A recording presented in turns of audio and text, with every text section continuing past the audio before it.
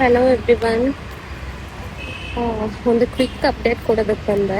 ಇದು ಇವಾಗ ತಾನೇ ಇಲ್ಲಿ MS ಪಾಳ್ಯ ಸೈಡ್ ನಡೆದಿದ್ದು. ನೀವೆಲ್ಲ ಸ್ಮೋಕ್ ಮಾಡೋರು, ನೀವು ಸ್ಮೋಕ್ ಮಾಡೋದಕ್ಕೆ ಅಂತಲೇ ನಿಮ್ಮದೇ ಅಡ್ಡ ಇರುತ್ತೆ, ನಿಮ್ಮದೇ ಎಲ್ಲ ಕ್ರಿಯೇಟ್ ಮಾಡ್ಕೊಂಡಿರ್ತಾರೆ ಜಾಗಗಳು.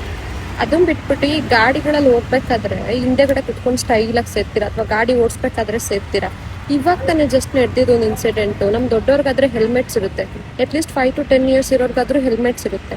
ಒಂದು ಪುಟಾಣಿ ಮಗು, I think 5 to 6 5 or 4 years ಅಂತ ಅನ್ಸುತ್ತೆ, ತುಂಬ ಚಿಕ್ಕ ಪಾಪು ಅದು ಸಿಗರೇಟ್ ಹಿಡ್ಕೊಂಡು ಅವ್ರ ಮುಂದೆ ಹೋಗ್ತಿದ್ರು ಕ್ಲಿಯರ್ ಆಗಿ. ಅದೇನಿತ್ತು, ಅದು ಕಿಡಿ ಇರುತ್ತಲ್ಲ ಸಿಗರೇಟ್ದು, ಅದು ಗಾಳಿಗೆ ತಾಗಿ ಮಗು ಕಣ್ಣಿಗೆ ಡೈರೆಕ್ಟಾಗಿ ಹೋಗ್ತಿತ್ತು. ಬಿಟ್ಟರಲ್ಲಿ ಆ ಮಗು ಜೋರಾಗಿ ಅಮ್ಮ ಅಮ್ಮ ಅಂತ ಕಿಚ್ಚಾಡಕ್ಕೆ ಸ್ಟಾರ್ಟ್ ಮಾಡಿತು. ಆ ಗಾಡಿ ಅಲ್ಲೇ ನಿಲ್ಸ್ಬಿಟ್ಟು ಕಣ್ಣು ನೋಡ್ತಿದ್ದಾರೆ, ಇಲ್ಲಿ ಬೊಬ್ಬೆ ಆಗ್ಬಿಟ್ಟಿದೆ ಮಗು ಕಣ್ಣ ಹತ್ರ. ಅವನು ಹೊಲ್ಟೋದ ಸ್ಮೋಕ್ ಮಾಡ್ಕೊಂಡು ಮುಂದಕ್ಕೆ. ಅದು ಚಿಕ್ಕ ಚಿಕ್ಕ ವಿಷಯಗಳನ್ನ ತಿದ್ಕೊಳಕ್ಕೆ ಟ್ರೈ ಮಾಡೋಣ ನಾವು. ಪಾಪ ಆ ಮಗು ಏನು ಪೇನಲ್ಲಿ ಇರುತ್ತೆ.